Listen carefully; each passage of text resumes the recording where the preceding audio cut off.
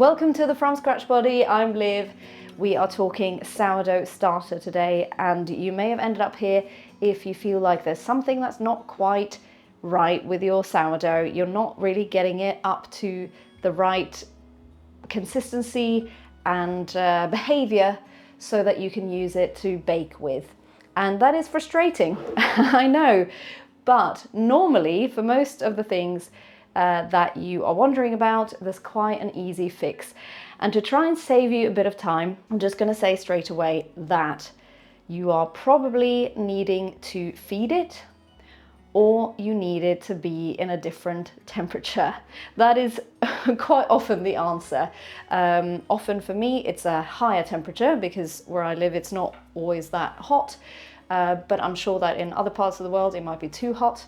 But yes, so let's go through some of the more typical problems that we have with our sourdough starter, where we are wondering why it's not quite working for us. So quickly to begin with, your starter, you want to feed it regularly.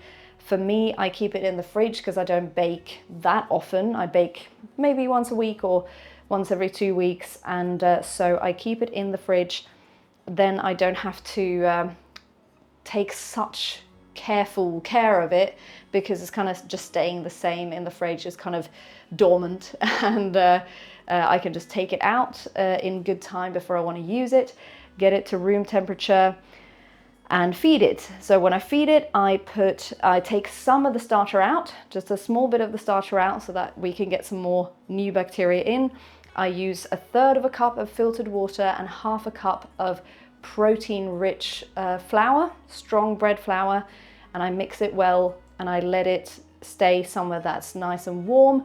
I usually put it in my microwave with the Dora jar because then the light comes on and that just makes it a little bit warmer, but not too warm. So that's a really nice temperature in my kitchen. Now let's look at problem number 1.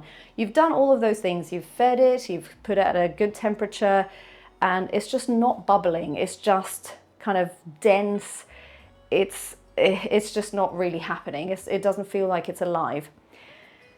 The answer is still probably that you need to feed it again, or that you need to wait a bit with the being in the right temperature. So just be patient. It might just take a bit longer.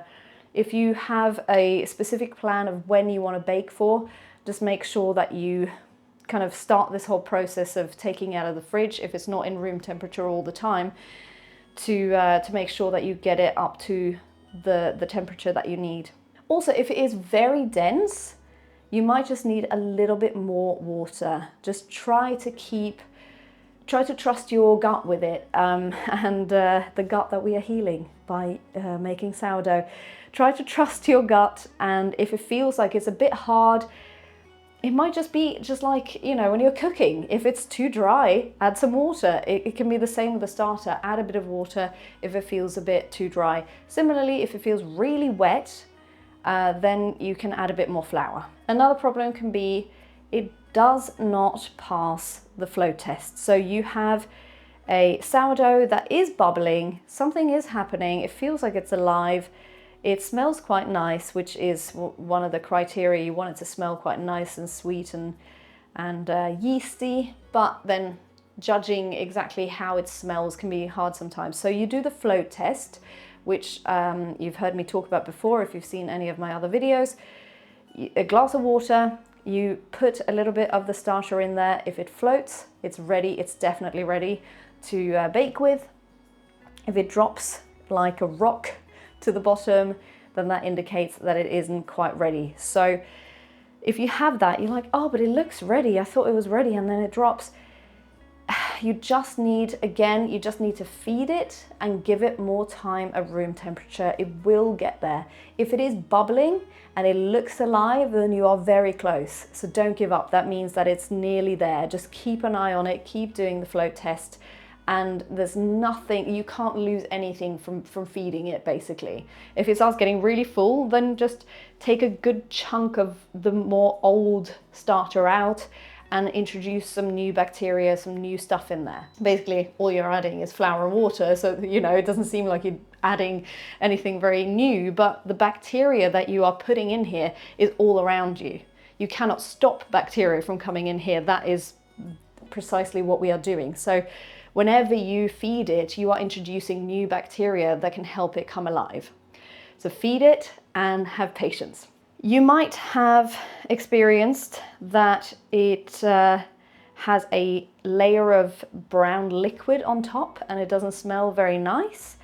I don't actually mind the smell, but it doesn't have that sweet, lovely sort of yeasty smell. That is called hooch, and I don't really know exactly what it is that happens chemically, but it basically just means that is a definite sign that it needs feeding. You need to pour that liquid out, because luckily normally that rises to the top, and you can easily pour that out. Also pour a little bit of the starter out, feed it again. That just means, help me, I need feeding, please don't forget me and please feed me. So hooch is a big sign that you need to feed it, but you don't need to panic. You literally just need to feed it and keep an eye on it. I have had hooch on this many times if I've kind of forgot about it a little bit. The great thing about sourdough is that most of the time, with most of the problems that we have, it is a very easy fix, and it is feeding and patience and finding the right temperature. Temperature can be hard for people because some of us live in places where the temperature really varies quite a lot, and it's hard to find that perfect spot for it where it's a safe temperature at all times, which is why I find it easier to store it in the fridge until a day or two before I need it. Then I bring it out into room temperature, and ideally in my microwave with the door ajar, just to kind of keep it at a steady warm room temperature. But that can be the biggest challenge for people. So try and experiment with where you think that you can keep it out of drafts and stuff like that. The only thing that really is irreversible and kind of a bit of a downer when it comes to troubleshooting with your sourdough starter is if your sourdough starter has gone moldy. If that's you, help, my sourdough starter has gone moldy. I'm sorry to say that you are just going to have to start again. Something has come into here that is making it go off. And even though it's weird, because you would think that this could go moldy so easily, like you have a moist, bit of food essentially out in room temperature or in the fridge, but either way, you're storing it for so long, you can have it for years and years. Like, how does it not go moldy? Well, if everything has gone well, then nothing really has been introduced other than flour and water and the bacteria that comes with that. So if it has gone moldy, you cannot use it. If you see any bits of green or any white sort of furry bits, like, it just needs to go, and you have to start again. And it probably just means that there was something in the jar when you started. It wasn't entirely sterile, it wasn't completely clean, so make sure that when you start, you have an entirely clean jar that you start with. And it can also mean that it was too close to some other food. For example, if it's good to not have it out on the kitchen top, for example, because it can be too close to fruits and stuff like that have fruit flies and things that can introduce mold. So you cannot continue with your starter if you have mold. So sorry if I'm the bearer of bad news there, but fear not, you can use the same jar. You just need to completely clean it, just sterilize it, and then you can start again. At least it's a cheap activity because it's just flour and water, so it's not like you're losing loads of money or anything. But it can be a bit frustrating if you've tried to kind of bring it to life. That's all I can think of for now. If you have any more questions for me about your starter, there's something that's not working for you, this is the place to ask your questions. So drop your questions below and I will try to answer them as best I can. There are tons of people who are great at sourdough out there, so maybe somebody else will read your comment and answer before I get a chance to. So do talk amongst yourselves if you want. Please like and subscribe so I can make more of these, and I will see you in the next one.